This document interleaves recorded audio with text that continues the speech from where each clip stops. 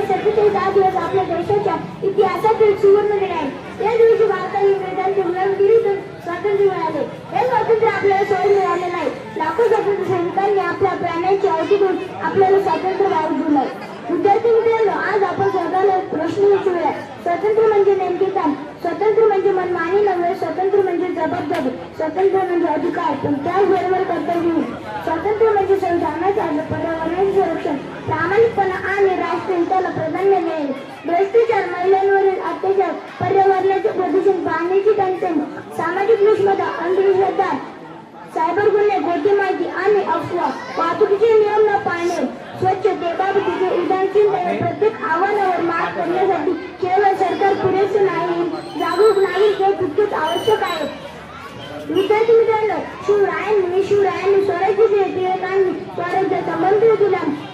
महात्मा गांधींनी सत्याचा मार्ग दाखवला. डॉक्टर बाबासाहेब आंबेडकरांनी संविधान दिले.